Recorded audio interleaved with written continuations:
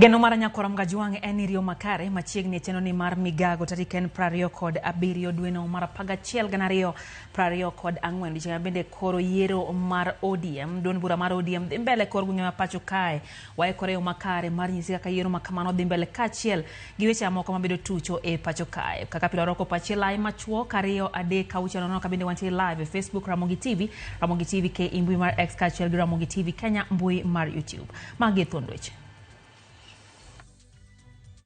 Ikiwa watachaguliwa kesho ni kusema kwamba hao ni makatels. Oganda matine mawuok oko ne yiero madon bura mar ODM me kor gwenge. 33% of women and girls in Africa have suffered some form of sexual and gender-based violence. Pinyo wachi dwaro mondo mi oket ler e chike mag bembo anyato mago matimore e keny.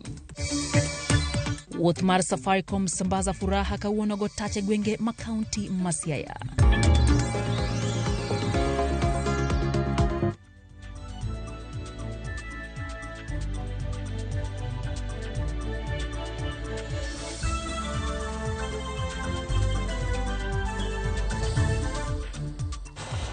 Machiegni Nyakorom Gajwang' chenro ni mar migago nyinga Lydia Okeyo.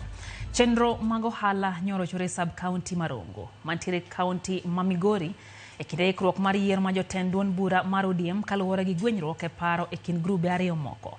Matok grube giromo e apis duond burano e boma Marongo mar yudo ler ewi kaka yiero ma jotend duond burano ma kor gwenge ibiro taa. Jokanyo ma duond bura mar ODM e sub county Marongo kwedo chal makama ka giwacho ni ginyayo pogruok mag duond burano. Gino ma ok chiw ranyisi makare gi koten duond bura mar ODM mondo mi oketo kenge manyalo konyo tieko lwenje mag piny e kind jokanyo mag ODM e bade Marongo.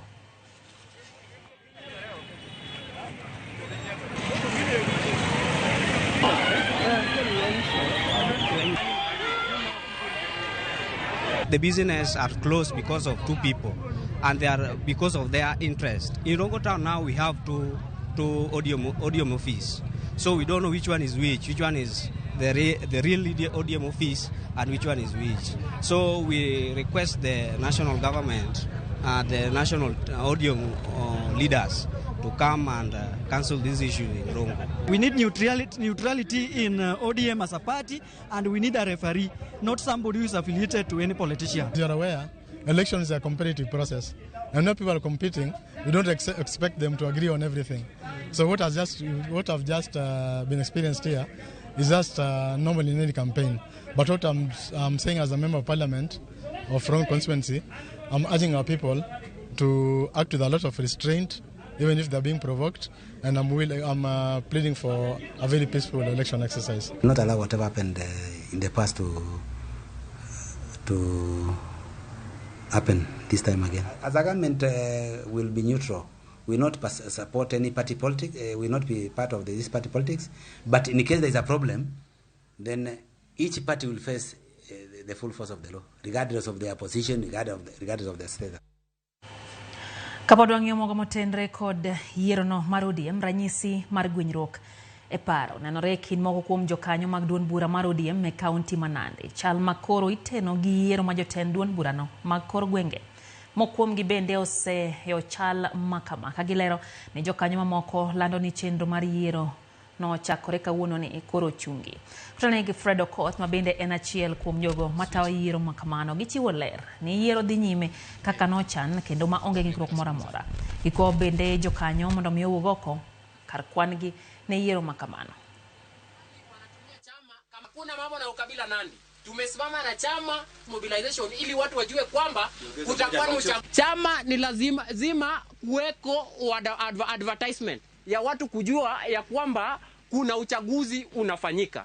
How comes mtu mmoja anakuwa returning officer, yeye ana coordinate uchaguzi, yeye ni presiding officer, na yeye ndio kila kitu. Kwenda pale wanapiga hesabu yao, wajifungie kwa room, waseme huyu ni chairman, huyu ni deputy, huyu ni youth league, huyu ni women league. Vile baba mwenyewe aliongea na Dr. William Ruto, kila mtu sahi is a lover of ODM. Yes. Except of these few disgruntled elements who are ready to finish ODM.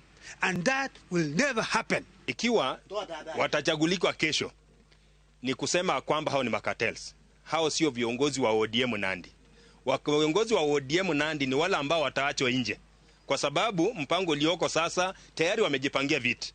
Kwa hivyo hata tukienda kesho kwa uchaguzi tayari wamejitangaza. As from 2017 ilikuwa NASA wakaingia, ikakuja 2022 ikakuwa Azimio wakaingia. This time round hatutawaachia nafasi. Tunataka kuhakikisha kwamba demokrasia katika chama chetu cha ODM kiko imara. Kwa hivyo wale ambao watawania vitu vyovyote, muwe tayari kupambana na wenzenu. Nataka amani. Sisi ni watu wa amani. Kama chama chetu cha ODM tunapenda amani. Hatutaki furugu, hatutaki vita. Riwruok makendo ratiro mar oganda mong'ere kaka Equality Now oyango ni piny Kenya na achiel kuom pinje Afrika ma ok oyango malong'o ler e ketho mar bembo. Wach ma giwacho ni miyo jogo mobambi ok yud ratiro margi e yo mowinjore. Gimedo ni bembo matimore kind jomodak ok osebedo ka ing'iyo malong'o e pinje mag Afrika, ka koro kuon tiere ni piny Kenya kod pinje mamoko tim lokruok e chike mag ketho mag bembo mondo miyo okony jogo moketh ratichgi e keny oyud ratiro kaka dwarore. Jafwambo marwa Cynthia Onyango nitiere kod ler. Kauloso iboma ma Nairobi e kinde nyasi mar yango lipot margi mar higa mar 2024 e midhiero mar bembo e Afrika, Judy Gitau ma en coordinator mar riwruok mar Equality Now e Afrika mangima owacho ni dwaro ne nitiere mar ng'eyo gimomiyo chike magayo bembo kosebedo katiyo malong'o e pinje mag Afrika. Owacho ni e Afrika mangima atamalo 33 mar joma mine oseketh ratichgi kokalo e bembo, kata malo 55 to nywando lwenje mag udi kod kit chwech. 33% of women and girls in Africa have suffered some form of sexual and gender-based violence. We know that in the event of conflict we have that at 50%, and yet all African countries have a legislation against rape. And so we needed to do an analysis of the laws against rape in the continent so that we could get an understanding as whether or not they have gaps, why or not they're being implemented. Owacho ni chike mapacho kani kod reme yango gino manyalo miyo tim moro bed bembo to machielo machal kode to ok en. Bende owacho ni ber mondo lero bedie ni koso bedo kod winjruok e kind jogo matimo siep e kinde magidwa timo hera nyalo nyayo bembo, kendo jiwo ni kata jogo manitiere keny bende inyalo bambi ka kuom mano onego giyud ratichgi mana kaka joma moko. Our laws are not vague, but our laws are lacking. I say that because human rights standards, both regionally and internationally, provide that rape should be defined based on consent and not premised on any other issues such as culture, such as context, beliefs, or tradition. And so it's important for us to have that level of definition, a definition based on consent. A second thing that we also established is that there are certain incidences of rape that are left out from the definition of rape. For example, rape in the context of marriage or rape where there's intimate partner violence. Within that context, we find in many countries it's exclusively removed from the legal purview. Judy Wachoni dwaro bende nitiere bedo kod chike matayo kethruok mag ratiro e kind jomatindo makinde moko timo hera to yudore e doho kod buche mag bembo kaka yo mowinjore mar geng'o wich bar e kinde ma iyalogi. We also need to provide for a law that takes care of minors who, whether are experimental or, for example, what we call Romeo and Juliet clauses, young boys of 14 and 15 having relationships with their girlfriends that are consensual, winding up in prison on account of prosecution. Kaka okang' mar miyo jogo makedo ratich oganda puoch kod pak, Equality Now bende opango chenro mar timo nyasi madialo jogo ma osebeti opara manyime e goyo poro e kinde ma ng'ato oketh ratiche. Within the 16 days, we also do plan to have a Gender Justice Award ceremony in which we plan to laud and award change makers in the justice system who have actually contributed to justice for survivors of sexual violence. Cynthia Onyango, Ramogi TV, Nairobi. Nyathi ma jadweche 3 yuago kata yuare gi rem e osiptal ma Busia bang' wuon mare tong'o wiye gi ofuacho tok gwandruok mano obedo godo e kind wuon kod min-gi. Nyathino ne wuon mare otong'o e dalagi mantie gweng' ma Mang'oma e kar chung'od bura ma Matayos, kaunti ma Busia. Sami Obuhuma ma en jachiw thieth e osiptalno wacho ni nyathino kod min mare pod dhi medo bedo e osiptalno marito ngimagi. Achich no ogeng'ne e tend obila ma Matayos ka nonro pod dhi nyime.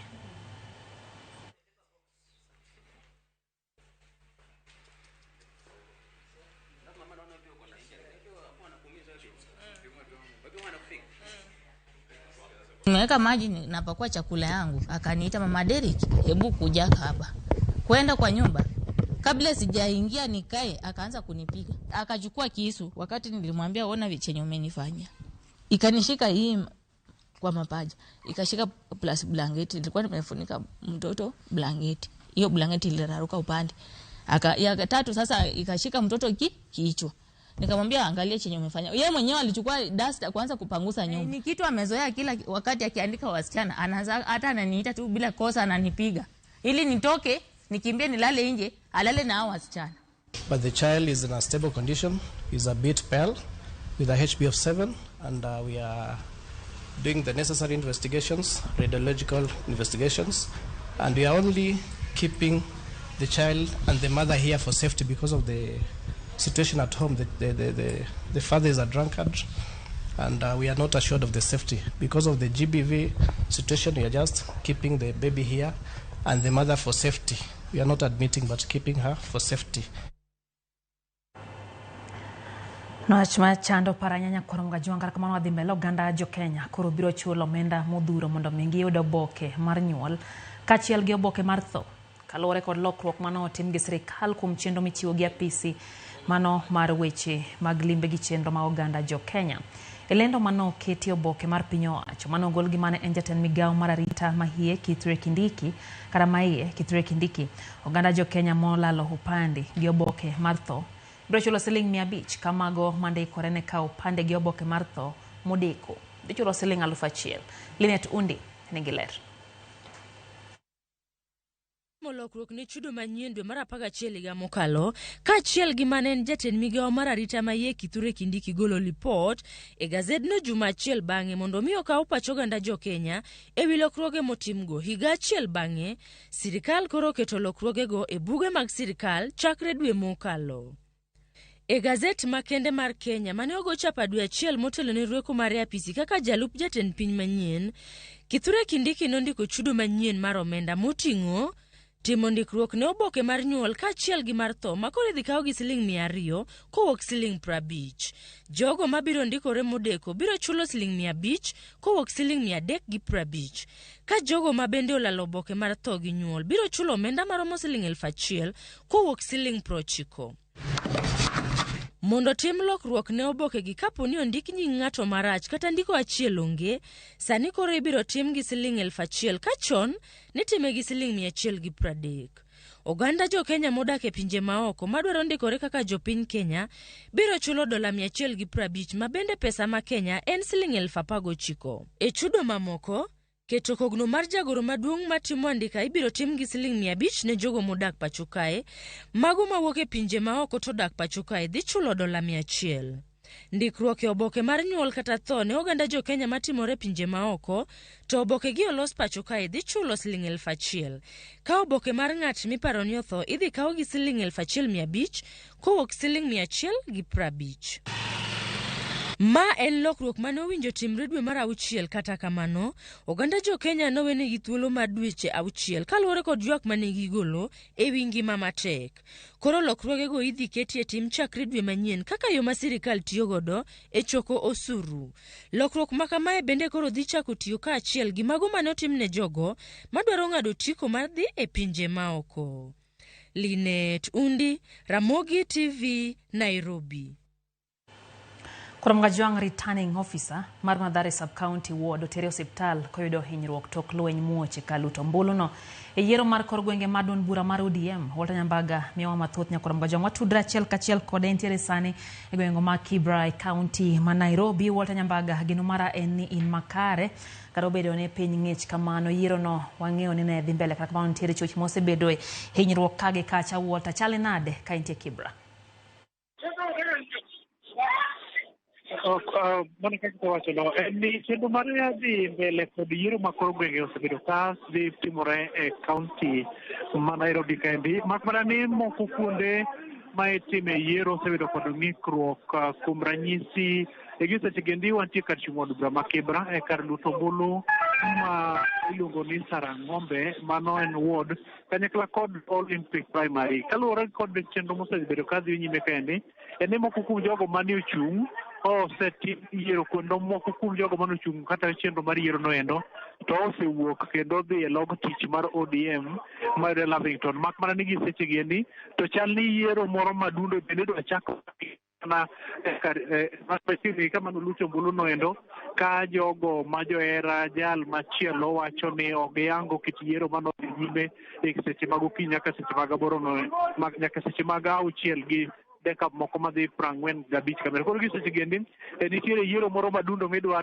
dol kaendi mana e kar jot mar chief kanyo endo mabut chief kama bende machiegni gi ka chief kam kanyo endo. Lydia, kopogore kod mano en ni ywaruok mapek nosebedo ka neno e kuonde machalo kaka kachung'od bura ma Mathare ahinya to kar luto Ombulu kata polling station mano mar Hospital Ward kalure kod ywaruok mapek manobet e kind jogo mochung' ne tayo chenro no kanyakla kod jogo mane dwaro ni mondo kuong ket ratiro yono makare mano chuno jago mano omiyo okelo koko kendo jago mane tayo chenro no nochuno mondo nying'wech mondo donje tesedo bila komanyo kar resruok makende e gwenge mag kachung'od bura ma Westland mano e kanyono mano ma iluongo ni Lorenzo Kaluto Ombulu noendo bende ne oganda osechope mondo omiyo gi nyime kod chenro no kama kata mana jagoro maduong' mar ODM Edwin Sifuna kod jotelo mamoko oseyudo thuolo mar Luto Ombulu kendo gi seche giendi en ni girito kendo jogo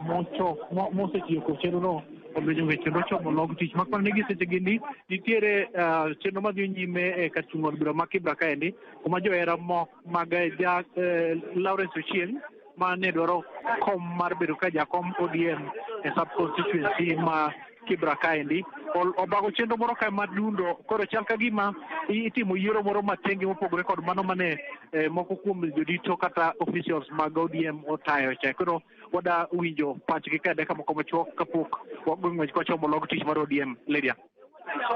Erokamano Nyawolta, kapok awe idhi to ang'o hie makelo gwandruok makamagi Walter nyakuchak bedo kanyo? Gin ang'o gini miseneno ka diponi ema kelo tulo makama kata kiwuo gi jotelo giwacho nang'o kanyo?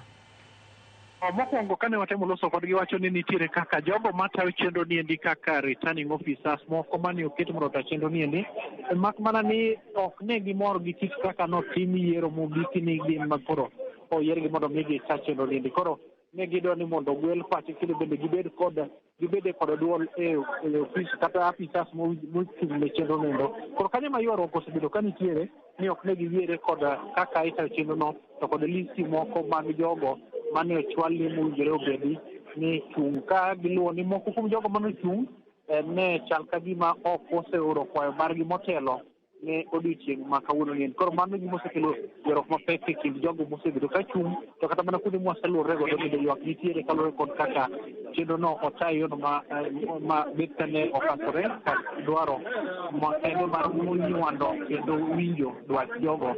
Moko kuom jogo mane ochung' wacho ni mondo kik tim lokruok e kit telo mosebedo telo to kod mago madwani mondo lokruok obedi e kit telo kaluwore kod dwaro makende mar ni gidong' e apisi kod jogo mabiro sondogi mondo giwuoge. Antiere ka mana kod Lawrence mak mana ni ibiro yina kaluwore kod choko mabende bere dhi nyime kendo kod akaw paro biendi e yor picha. Mana Nyawolta Nyambaga kuom report makamano. Gino marwa en ni medo luwo machiegni ahinya report mano motenre kod yiero no matimre Kibra e kaunti man Nairobi. Kwa dhibele nyakoro mga juang podwa go touch e yiero no mar ODM wadhi e kaunti ya Migori kama yiero mar ODM e kaunti ya Migori dhi nyime kata bedni no bedo kod deko ka jokanyo mathoth mar ODM bende ok ne nitiere ler e yo ma itimo godo yiero. Thoth kuonde mano keti magoyo ombulu no yaw kar sa 11 mar odiochieng' kata sa 5 mar odiochieng' ka kwan jogo mano ochopo e yiero ni bende ne tin. E kuonde luto ombulu kaka skunde primary ma Migori chenro mar go ombulu ne ogo e yor ting'o bat malo. Kwito no nenre kuonde go ombulu e chenro ni mar ODM makoro dhi mbele gi sani. Jad bura ma Suna West Peter Masara mano limo kuonde mag goyo ombulu mopogore opogore opo chenro ni mar yiero mar ODM kowacho ni itime makare e kaunti ya Migori kendo en kod kwe. Aneno kod itimore maber. Amedo kwayo jo ODM mapok obiro mondo giwuogi kuonde ma gintiere mondo mi gidhi gigo ombulu ka giyiero grassroots leaders. Gima ODM National Election Board nyocho wacho ni ji kodhi kamoro to giwinjore mokwongo ka nitiere consensus ma giwinjore ni ng'ane mwayier mano no yie, to ka en ji mang'eny madwaro mondo yie to ni iting'o bat. Pod warito ji, especially the women wing, pod donjo mos. Wan ing'eni youths, wan Gen Z wabiro chon. Koro madhegi ni nyaka dhi e puodho, nyaka gidhi e chiro, lakini wan wabiro chon, watieko marwa chon. Mondo kasa 12 mondo mina bigo ago kura mondo ka dhi e suguli mamoko. To kuom hawi marach wasebedo kae kuom seche modhuro ka report mora ma waseyudo onge mar party. Members biro kachiel kendo sama dhi mbele ni aparo ni officials dhi donjo ka mag jo ODM mondo wachak officially go kura. Kwe nitie maber, nitie mane tungni mano mi joera mar party nitiere lwenye Suna West. To wadwa kwedo wachno ni onge lweny, wan gi kwe, jowa man pod nie udi, jowa mane ohala mag jo ODM woguru wadonjuru Migori Primary mondo watimuru kura. Neno ka namba 10 kalure gi confusion moro nodwa bedo ni Suna West ne yiero samoro ne nitie kaka ni nyachor mbele. Hapa ni mane sababu momiyo thoth jowa okochopo ka, to kata kamano pod warito official communication from party mapok gichiwo. Omiyo wan kaka joera mag ODM pod wanyonore ka kendo pod warito ni jotelo bi mondo ang'wa go kura mondo wayier grassroots leaders mago. Formula motigo ji ok nya bedo gathering mang'eny nikech idwa mana namba mathin ji 30 polling center. Chon ng'eno wayiero maduong' dichiel emo ji ne bedo mang'eny, koro yiero nitie kata king'iyo ng'eya kanyo ji biro madam yiero nitie. Sirikal kaunti ma Nyamira ochako ayanga chenro mar ndiko jodak makone bwoko manyier mar thieth mar SHIF, chenro makoro dhi timore kuom thuolo mandalo 100 kolose kinde yawa yanga lap ma jamhuri mayudre kaunti ma Nyamira. Gavana ma kaunti no Hemos Nyaribo jiwo jodak mondo mi otim mandika e bwok mano mar yudo thieth mayot e ute thieth duto ma kaunti no. Med jiwo jodak kaachiel kod jotije mawuok e kaunti no mondo mi owuog oko e ute thieth mag dispensaries duto ma kaunti no neno ni gindikore e geng'o midhiero mag choko omenda e kinde ma tuo tuch.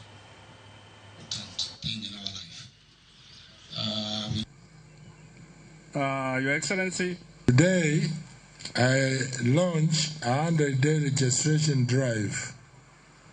I urge Nyamira residents, of course starting with the workers of Nyamira County,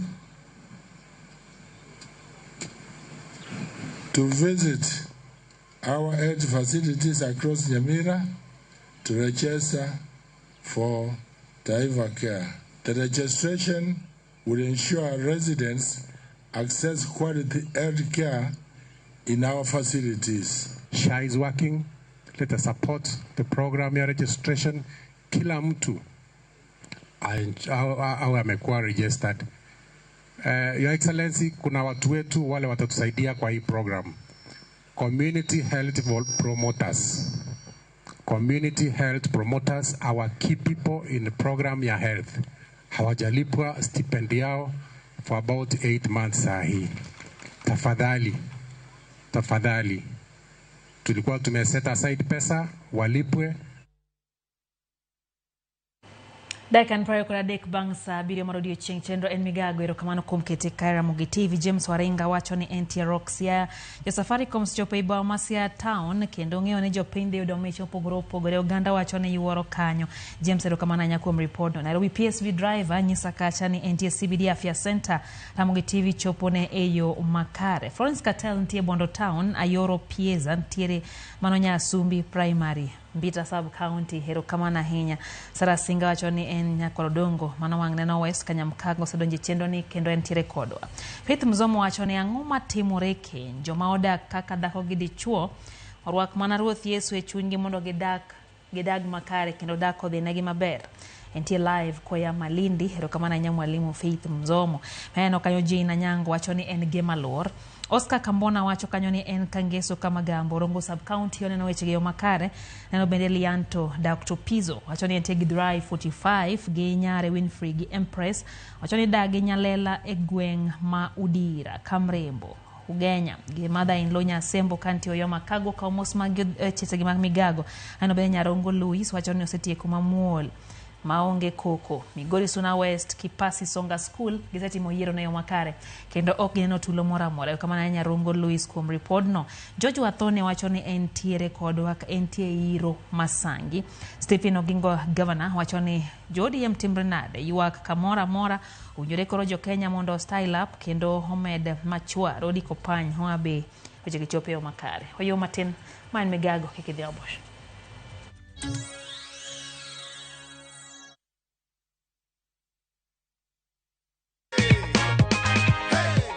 Ulikuwa unafanya nini wakati ulipigiwa simu? Nilikuwa tu job zangu za kawaida, nikapigiwa simu. Ma 1212 hapa Nairobi. Yes. Kwanza shikilia goodie bag yako. Alafu shikilia check yako pia. This is your check of 50,000 shillings. Hakikisha jina imespeliwa vizuri. William Mudhui. Bahati iliyoje people. Niko na wife wako kwa nyumba, sasa ana kitu anafanya na plan kumwekea tu kabisa na hiyo pesa.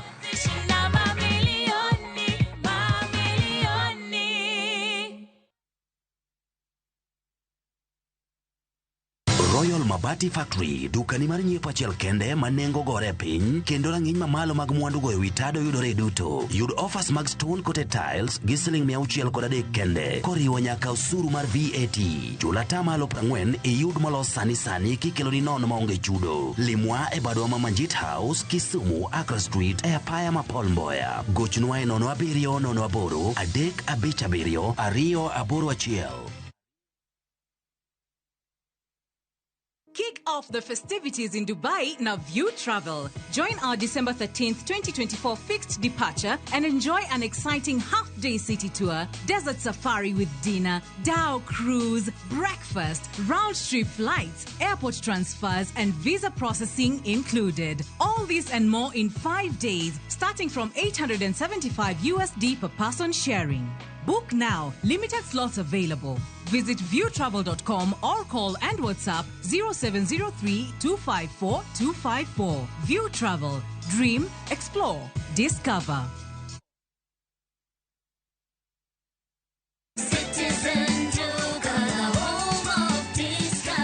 This week, Citizen Duka and Quickmart are bringing you an amazing deal on grocery shopping with Mama Soko. Enjoy skuma and spinach at just 20 shillings each, carrot at 99 shillings per kg, and onions at 69 shillings per kg. It's super easy. Just dial *487*5#. Choose what you need, make your payment, and get a message to pick up your order at any Quickmart supermarket near you. Fresh produce, great prices, and no hassle. Shop Mama Soko today with Citizen Duka. Citizen Duka, home of discount.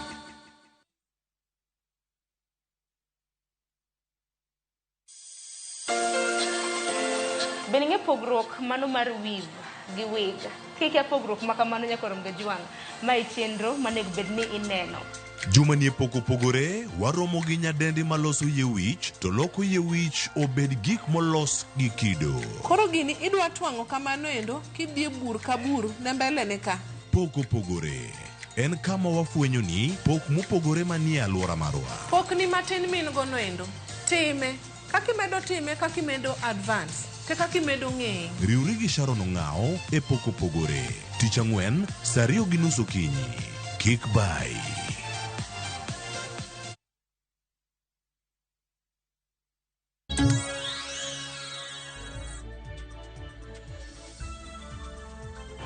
Machiegni kendo nyakor mga juang chenro en migago wadhi mbele gi weche manyien. Tan migago mar somo yango ni jopuonjre mabiro donje skunde tiegruok mag lwedo kata TVETs igeno idho malo nyaka 2,000 kachopo higa manyien. Kalore kod tend kunde tiegruok go e pacho kae, giwacho ni kwan jopuonjre mago madonje TVET ochunge $500,000 kowuok e kwan mar 350 mane nitie e chak mar higani. Jagoro mongere mochune kunde tiegruok mag lwedo Dr. Esther Moria oyango ni piny owacho osendiko jogo mabiro tiego jopuonjre gi maromo 2,000 kama koro miyo kwan gi chopo nyaka 3,300. Moria wacho ni gisechuongo komiti mabiro rango chenro ni eneno ni jopuonjre go yudo tiegruok mabiro konyo ngimagi makiny. With our SAGAs, our agencies, to over 60,000 candidates. The students intake, we are now at almost 500,000. When we started off this journey last year, we were about 350. We are now at 500,000, and by the end by the middle of next year, my dream is that we will be at around 1 million. Because we have partnered with GAO. We are not waiting for the students to come to the institutions. We are going to the institutions to tell them to come, because we have the space to train you in any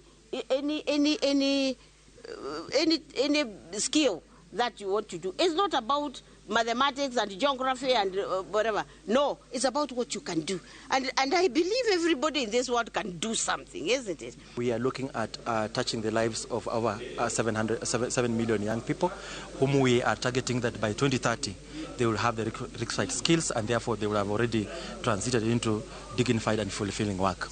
It is the skills that young people have that will enable them to transit into the world of work. Riwruoge mag saga okwa mondo mi hoti kod lony manyasani bedo kod lony matute weche mag chenro mag saga e yor mbui koting'o kano mwandu gi e yor tudruok manyasani kokadho chike mag saga. Kolose romo mar adek mar jokanyo mag saga e boma Naivasha, jatend migawo mar saga kod ohendni matindo Wycliffe Oparanya wacho ni chenro mag rito kendo loso mwandu kokadho e yor mbui biro geng'o weche mag njore. Maklan Malonza, ma en jakom mar riwruoge mag saga e pacho kae CAK, okwajo kanyo sekta no mondo mi ochan chenro gi makare yor geng'o midhiero e kindgi kod jopuonjegi. The costs associated with acquiring and maintaining technology solutions pose a significant challenge. I urge cooperatives to pool their resources and invest in a shared ICT platform through the four-tier cooperative structure. So the strength of Kenya cooperatives lies in our unity, our shared purpose, and our dedication to serving our communities. And I ask all the leaders who are here, let us continue to support each other, fostering collaboration, cohesion across all cooperatives in the country. And as part of the unity we need to show, I want to urge all the cooperative sector's players to harmonize their training programs and forums to allow for cooperative leaders, employees, avoiding time conflict as well as limited budgets. By aligning these programs, we can ensure cooperators have the opportunity to attend to more relevant forums and allocate resources more effectively, enhancing the overall development of our movement. Jodak e gweng' ma Hamisi od bura ma Changamwe Mombasa koro nitie kod luoro mar gamo tuoche kaluwore gi pi minyaga masani oko kuondegi mag dak. Magi koni timore kaluwore gi dinruok mag odundu matero pi taka. Kayuak gi ne tend county mondo mi ores gi midhiero magikale bede gi koni otamre nyulo olemo. Jafwambo marwa Mombasa Juja oko nigi ler koa e kaunti ya Mombasa. Ma en gweng' ma Bahati e od bura ma Changamwe e kaunti ma Mombasa. Kichung' gi chien to inyalo paro ni pi oula e mokwako utegi, to kiyuari machiegni tik mager mar pi minyaga e mogoyo tachka. Tumekuwa na problem ya sewage almost 1 month. Na imetusumbua sana madamu, hatulali, huwezi kutoka nje, huwezi kula, ni harufu. Hiyo harufu vile mnavyoona hiyo sewage ikiwa tunateseka, si kukula, manake tumbo simenjaa kabisa. Tukawa tumeita watu wa healthy, wote tumewaita mpaka watu wa county. Wanakuja wanaangalia, wanapika picha, but wanaenda, hakuna usaidizi wote wanafanya kwetu. Ile hii sewage imekuja imeziba hadi kwa nyumba, hakuna pahali pa kutoka. Kinyezi wakati imenini hivyo, kinyezi inatoka hata nje. Kukula huko ndani ni shida. Mbu ni kama nzi kwa nyumba, usiku na mchana mbu ni kama nzi. So hakuna vile tunaweza sukasema ati tutoke nje kwa sababu nje kumejaa. Midhiero ni magikoni gisebedo godo e thuolo moheo dwe achiel sani en kaluwore gi dinruok mag odundu matero pi taka. Choo zote zinavuja kwa juu, na choo hata ndani ya nyumba hatuwezi choo kwa sababu choo zimejaa, tuenda kwa majirani walio mbali. Hiyo blockage wamejaribu kuiangalia lakini hakuna kitu wametusaidia. wanakuja wanafanya siku moja mbili, wakiingia kwa hiyo block, na ndio kesha yake inakuwa zaidi. So ya kila mtu Hamisi yote inavaa kuingia hapa, but inakuja inabrokia kwa hii hapa ndani. Ya hapa imefunga, so ya hapa ndani ndio inaleta uchafu yote ya watu wa Hamisi. Luoro margi en ni ka okao kang' mapiyo mar rakore gi wachno, to tuoche biro nyorogi ka kuma ginyalo darie bende gikoni pod onge. Watu wetu ni wagonjwa, wanapata vifua, homa hazitoki, mafua hayatoki kwa sababu ya hii sewage. Sasa tujui tutaenda wapi sisi? Maana serikali tumejaribu kulia kwa madio kila mahali, lakini hatujaona suluhisho bado. Saizi hata mimi nilienda jana hospitalini, mimi nimeanza ugonjwa. Na ikinishika hivi kama ni mafua, mzee naye kwa sababu wako pale, naye tena anaweza muambukiza hii mafua. Tunaomba kama kuna usaidizi yoyote tunaweza saidiwa, tusaidiwe. Achiel kuom jogo masani piyo dinonegi en Danini ma jahigni 90, masani ok yud welo kata mana wede manyalo lime. Jirande koni ne orese lak tho bang' gas mane otiyo godo muoch, to kata ogo nduru to onge ng'ama ne nyalo riwo nikech pi minyagano. Kwa sababu imemshinda kuzima, akachukua maji akaipiga. Kupiga hivi gasi ikafanya nini, kalipuka. Sasa ndio mimi nikakimbia pale, nikaenda nikamsaidia, nikamtoa nje kwanza. Kwa hiyo kinyezi tu hiyo. Naita kinyezi kwa sababu ni siweji, ni kinyezi. Ndio nikamtoa nje, nikarudi kwa nyumba, nikamzimia hiyo gasi. Ubure kama kungekuwa singesikia sauti hiyo nyanya, saizi tungekuwa tunaongea mambo mengine. Ma ekit ngima ma jodak ma Hamisi ni osebedo kodakie. Minyaga oluoro mokwako ot moketo diere. George Aoko, Ramogi TV, Mombasa. Chenro mar ng'egenge wa kawuono warango sigand gweng' ma Ayueyo mantie kaunti ma Kisumu. Jafwambo mar Millicent Adhiambo noloso gi jopiny alworano mar yango sigand nying gweng' ma Ayueyo. Wawinje sigandane. Nyakoramogi Ajwang' machiegni kendo tielo machielo e chenro ni mar ng'egwengewa jumani. Kalapapla mar ng'egwenge owuok e kaunti ma Siaya e gweng' ma Bom, kuma Ofuyo ma obiro piyo e kaunti ma Kisumu e gweng' kata center ma ong'ere ni Ayueyo mayudore e sub kaunti ma Nyando. Nyakoromogi ka isekadho kamoro ma iluongo ni Ayueyo, ang'o mabiro e pachi? We koro wawinjane na nonro mar Ayueyo kwachako kod paro mopogore kowuok kuom jodak mawuok e alwora ma Ayueyo. Chake na Ayueyo nikech chon pi ne yweji ka jomoro kuonde gi pi nonego morumo te. Noyweyo odhigo koro mano chake na Ayueyo. Ndara ni ndalo mane koko lose ne pod onyien. Ajali ne timore ga mang'eny. Koro chal ni bedo ni ne ajali timore koro noyweyo ji emomiyo koro ni neno ni koro mondo wachake na Ayueyo. Ndalo mane pi pong' ka ne onge ng'ama nyalo kalo ka koro pi ne dhi gi udi manodak ji manodak kama chiegni pi ne dhigo kabisa. Pi ne yweyo udi mano miyo nochake Ayueyo. Ne nitie otho moro kachacha, otho maduong'. Koro othono ne ji ne ywe. Koro jaduong' moro ne nitie e Ayueyo ka ni Waswa. Jaduong'no niluongo ni Waswa, ne gin go jienda. Jaduong' ojienda. Koro gin mane gichako ka na Ayueyo. Gin mane gibedo piny ma gichako ka na Ayueyo nikech othono nigo e barasa kanyo malich. Nochake na Ayueyo kaluwore gi pi mosebedo ka pong', to mane mosebedo history ma ji ong'e na Ayueyo ka pi opong' koth ochwe. Ta Ayueyo ni ema pi yweyo ji, yweyo ute, yweyo gimoro amora, emomiyo ka nochak na Ayueyo. Bang' winjo paro mopogore kowuok kuom jogweng' e wi kaka gilieko kotenore kod nonro mar nying ma Ayueyo. We koro wawinjane na adieri motenore kod kuku mar wach. Gima dine mi chak gweng' ni Ayueyo kendo kaka ne ochakore. Ayueyo ne ochakore 1935. Pi ne pong' Suwaya ma koro ne ywero ji. Dhano ywak jamni ang'o. Kate ma koro ne nying mane oketi ni ma iluongo na Ayueyo. To duka moro ne oket achiel momi iluongo ni kantin. Ne en duka achiel mane wuodwa moro ni Celestine Mariwa Geko gi Jekton Okuna. Mage jok mane ochako kanyo. To center kata gweng' ma Ayueyo ni landore kod weche kata timbe mage. Umbwa landore mana nikech pigno. Kech ka pi pong' tichako ga Ayueyo. Koro ka ipenjo kata e simo ni Ayueyo dhi nade. Koro mi Ayueyo ka landore saidi na Ayueyo.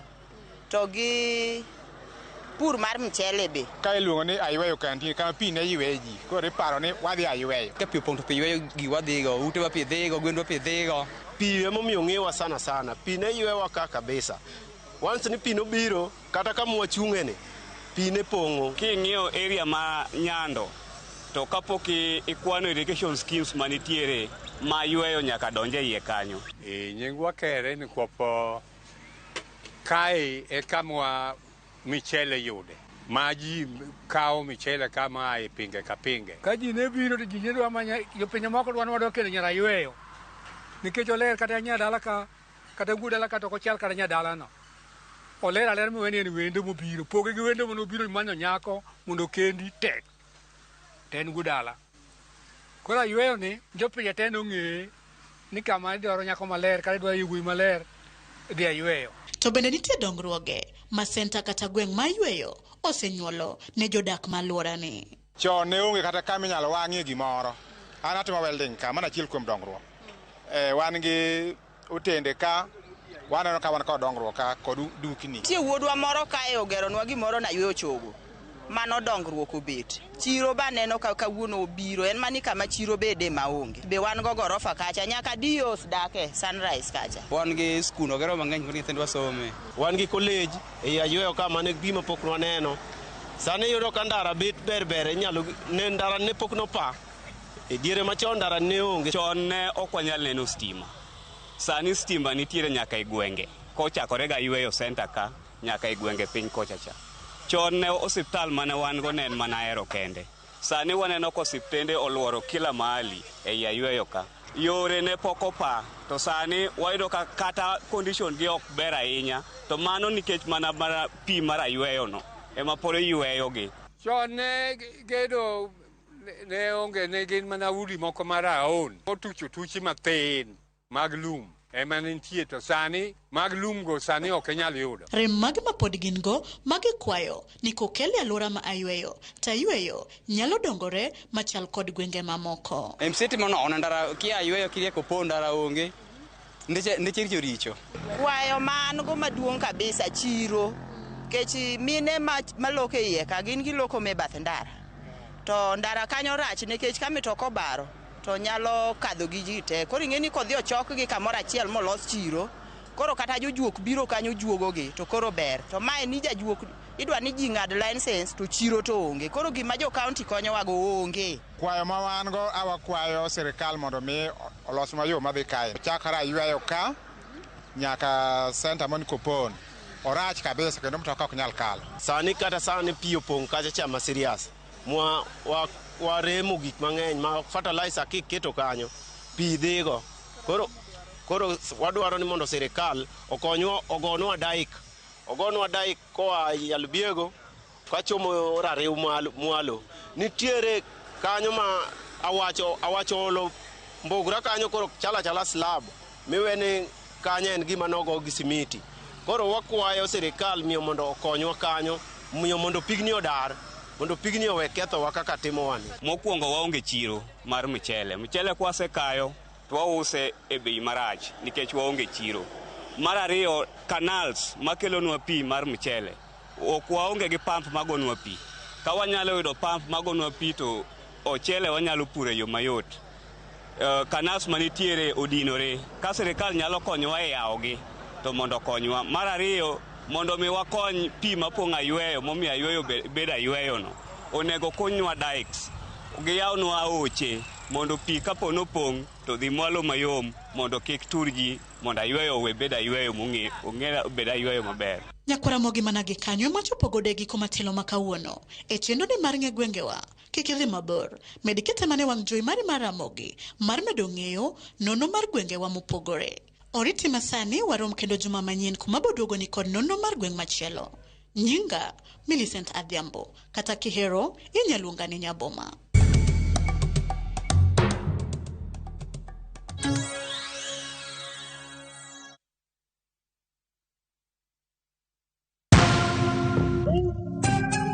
Naitwa Francis Njoroge Wanjiru. Nimetoka Thika na nafanya kazi ya Madhri. Nilicheza na 99 shillings super jackpot, nikapata bonus ya 13 out of 15, nikapata 161,465. Nitafungua biashara yangu na kusomesha watoto wangu. Naweza ambia watu wacheze, ni kitu ya ukweli. Shabiki Super Jackpot, ni time yako. Look for buses and the need VTN.